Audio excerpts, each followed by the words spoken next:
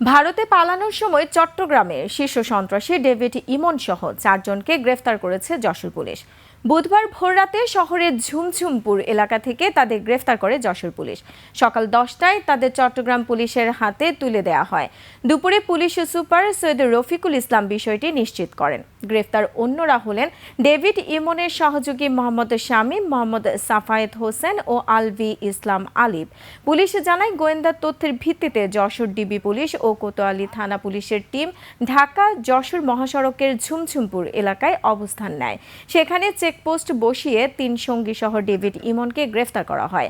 প্রাথমিক জিজ্ঞাসাবাদে তারা জানায়, সীমান্ত পাড়ি দিয়ে ভারতে যাওয়ার জন্য যশোরে এসেছিলেন তারা। আমাদের গোয়েন্দা তথ্যের ভিত্তিতে এবং চট্টগ্রাম জেলা পুলিশের অধিযাচনের কারণে আমরা তাদেরকে গ্রেপ্তার করতে সক্ষম হই।